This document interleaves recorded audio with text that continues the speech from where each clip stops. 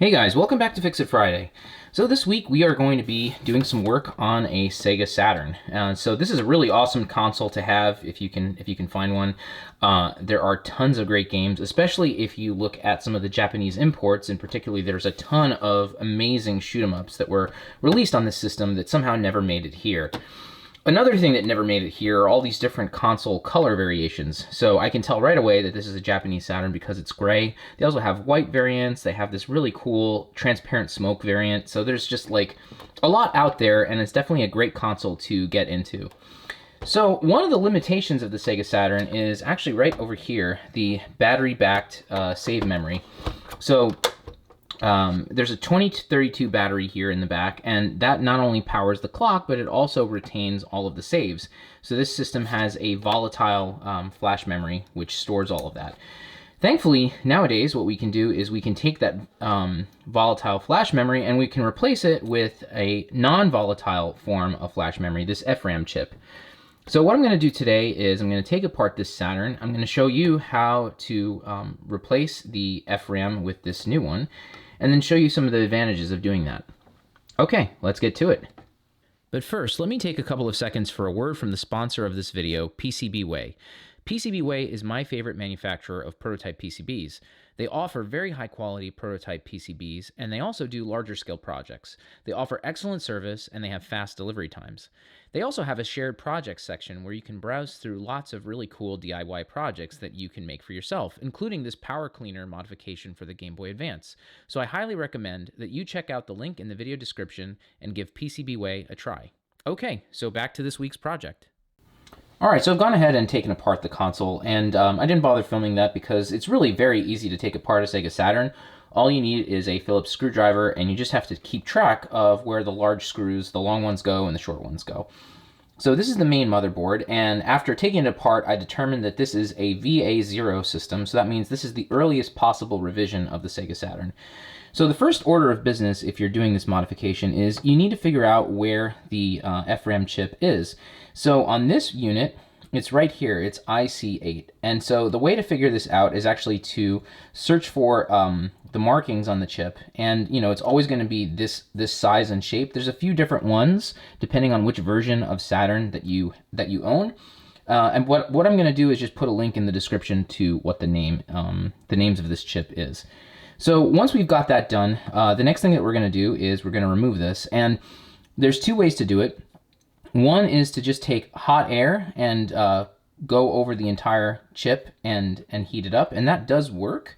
But what I'm going to do today is a different method which makes it even easier, which is to combine hot air with this low temperature solder melt called Chip Quick. All right, so let's zoom in and take a look. Okay, so now we're zoomed in close on the SRAM chip, and what I'm going to tell you guys is that in addition to just being soldered in place, there are some cases, some Saturn motherboards, where these chips are actually glued down. So underneath the chip, there's like a little bit of glue holding it. So depending on whether they've done that here or not, it might be very difficult to remove. But with the heat gun, that should provide enough heat to dislodge this chip if there is in fact glue underneath. But let's just start with assuming that there isn't and see what happens. So first thing I'm going to do is take this Chip Quick. This is a low temperature solder, and it makes it super easy to remove surface mount chips. I think this is kind of like the go-to method if you're doing any kind of surface mount chip removal. So you just take the flux that's provided with the Chip Quick and you just put it over the area. And then after that, you just take a little bit of this Chip Quick and you'll see it just melts immediately when it touches the iron. Like absolutely melts very easily, and it stays liquidy. So this is what makes it so easy to remove the chip. So I'm gonna just put some here. I don't have very much, but I don't need a lot either. I might just put the whole thing there, why not? Okay, so both sides now are covered in Chip Quick. So now I can either just keep running my iron across, which is what I'm gonna try, or you can use the heat gun and try to melt everything. But I'm gonna just try it this way, see if this is enough to get it out. Yep, and it was very simple. There we go. So this one did not have any glue under it, and you can see that just like with a few minutes worth of work, you can remove the chip and it protects all of the vias. I'm sorry, all of the pads. All right, so now that the chip has been removed, we just need to clean up the pads. You can either use solder braid, which works great here, but I like to use the desoldering gun, frankly, because it's fast and easy. So I have it set to a kind of low temperature because this stuff, again, it melts super easy. It's no trouble to get off the board, and I just don't want to damage the pads in any way, so.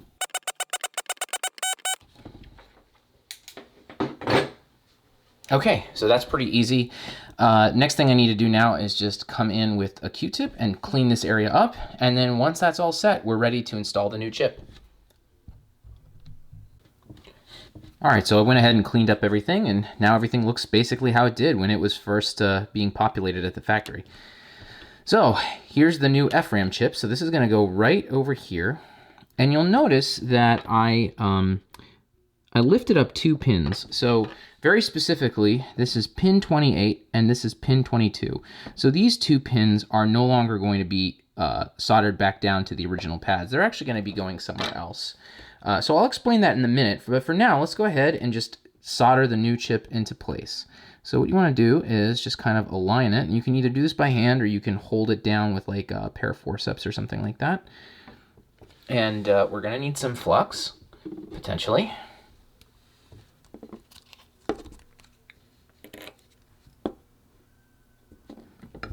And then usually what I do is I try to anchor it down and tack it into place. And then as long as everything is aligned, then I continue and solder the rest of the legs.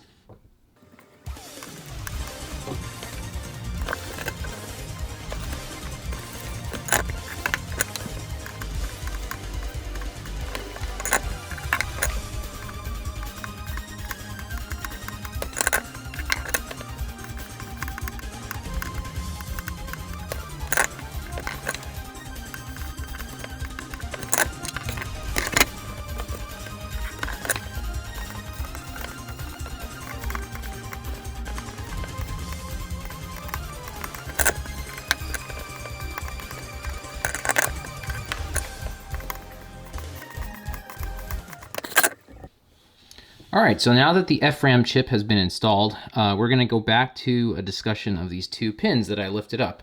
And I'll tell you why they're lifted up and what we gotta do next. So this pin over here, this is pin 22. And with the original chip, I believe that pin 22 receives 5 volts. But in order for this chip to work correctly, pin 22 needs to be connected up to ground. So thankfully, there's a ground right over here. So this unused pad right here is actually connected to ground. You can always verify that by using a multimeter and touching another ground point and confirming it. But yeah, this is a ground source. So all I'm going to do is connect the wire from here to here. Pin 28 is the source of 5 volts for the chip. And so normally this is tied into the battery circuit. And so what we want to do is keep those 2 things completely separated from each other. So what I needed to do is find a nearby source for 5 volts. Each version of the hardware is a little bit different, and you might want to try to find a chip nearby that has it. So thankfully, this chip right over here, it's been documented that the final pin down over here is 5 volts. So I'm going to use that. But again, depending on your version of the hardware, you might need to search for a different kind of chip. But thankfully, most of these off-the-shelf chips, their pinouts are known. You can find them online, and you can figure out a source for 5 volts from there. All right, so now I'm just going to solder in 2 wires to complete this modification.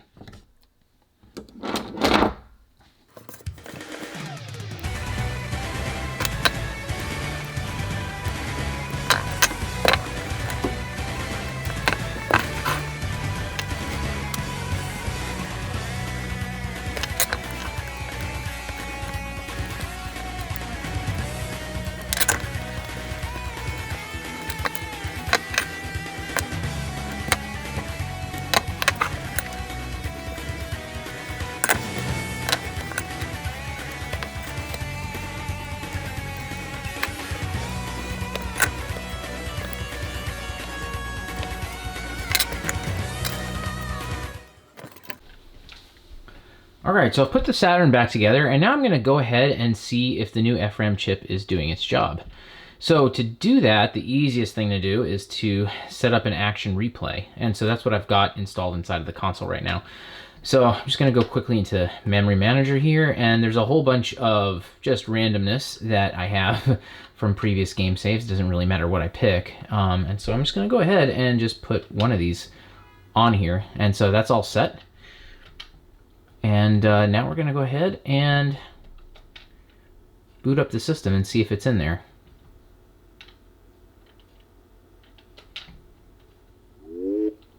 Okay, so now we're in the main menu, and I went ahead and I changed the language to English so that we could better understand what's going on here. So if we go into the Manage Memory, and there it is. And so it's inside of the internal system memory right here. So let's go ahead and remove the action replay, reboot the system, and see if it's still there.